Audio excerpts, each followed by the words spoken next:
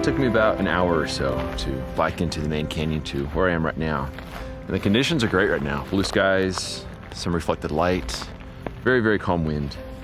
And I was just trying to find something to point my camera at, and I found something that's kind of interesting. So I went ahead and set up my camera, which you see back behind me there. It's got my long lens on it, and I'm pointing it at this grove of trees over here, and it's very chaotic. I'm not quite sure what to think about it, but I think it could work. It's a little experimental because it's just going to be absolute pure chaos, but there's some organization to it. There's some branches in there that have some structure and a good mix of colors, so I think there's some potential there, but we'll see. But I have calm wind right now, blue skies, no real clouds up there, so I should probably go ahead and make my exposure. All right, 6 seconds at 45, the wind is calm.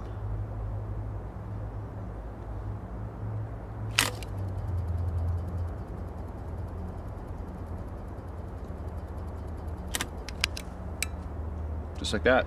So I decided to drop my pack and spend some time scouting around and see if I can find some interesting subjects.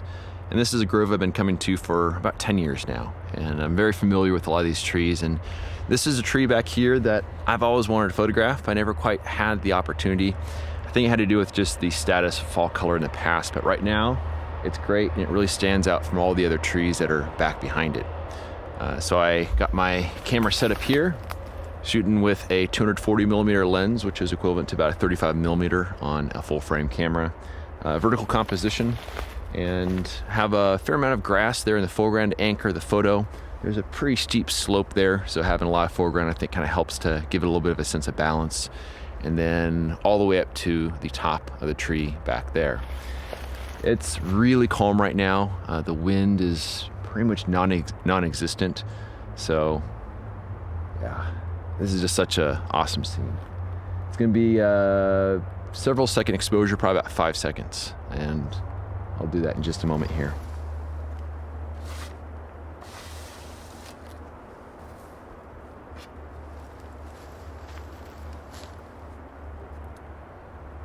All right, 5 seconds at 45. Wind is calm and the light is good.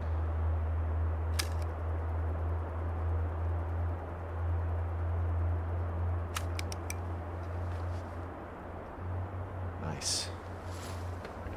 Well, I'm really happy I was able to find those two scenes today. And I actually found a alternative composition for the second scene with the vertical maple tree there. And it does tuck away that light colored section of sandstone back behind the tree, but also the tree's a little bit larger in the frame. I don't think it has quite as much breathing room. So it'll be nice to have those two different compositions of that same scene. But that being said, I shot doubles on all those. So I burned 6 sheets of Velvia, which is all the Velvia I have with me. I also have some Provia and some Ektar. But it definitely feels good to have some degree of a sense of accomplishment. But that all being said, there's something kind of looming in the background that has me really concerned. I just realized that when I loaded film a few days ago, it was after the really, really busy day where I exposed 15 sheets of film. Well, I was wearing my long sleeve shirt, and I was wearing my down jacket, and also I was wearing my Fitbit. And I've been using that to just kind of keep track of stats and stuff, but with a Fitbit, as you turn it like that, it lights up. And I'm really concerned that when I was loading film, a little bit of a glow from the Fitbit was able to get to the film. And it doesn't turn on all the time. I mean, it's on just very occasionally. But I guess on the positive side, I'm right-handed. I have it on my left hand, so my right hand was doing most of the work when I was loading the film. But that all being said, you guys at home right now, you guys know if it worked out or not, but I have no clue. And it's killing me right now because I've photographed 13 scenes, and I'd hate it if all that was on a compromised set of film. So I'm really, really hoping everything's gonna be fine, but this is gonna be a very tedious film reveal when I get my film back from the lab. That all being said, I'm gonna keep shooting. I'm just gonna hope that everything turned out just fine.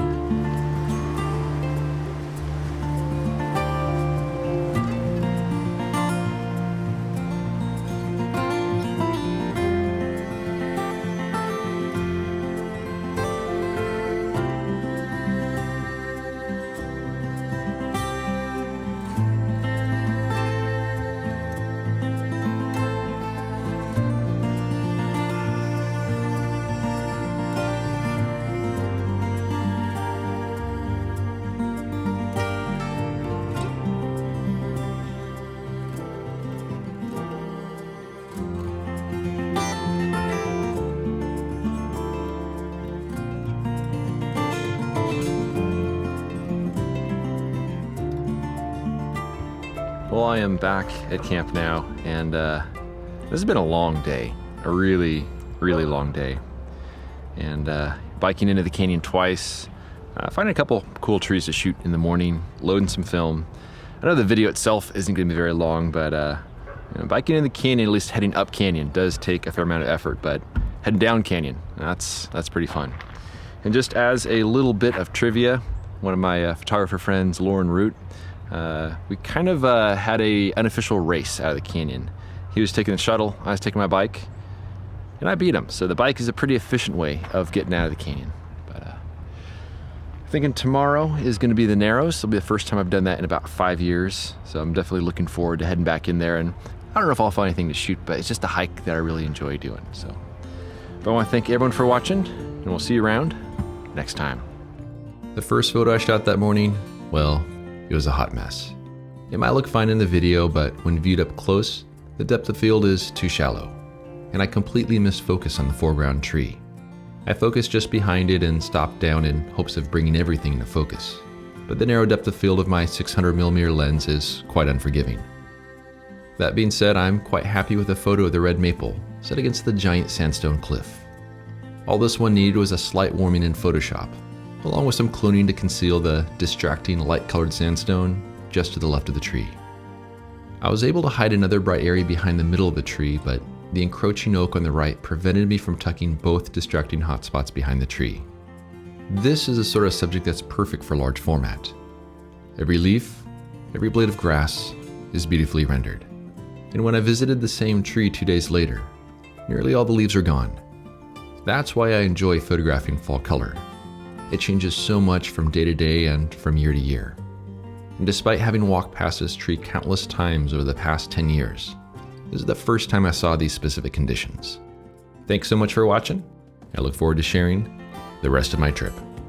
If you enjoy this ad-free and clickbait-free content and want to help me live my dream, a voluntary contribution of just $24 a year helps keep my gas tank full and my film freezer stocked. For more information on how to support me and my work, please visit the donation section of my website at benhorn.com/donate.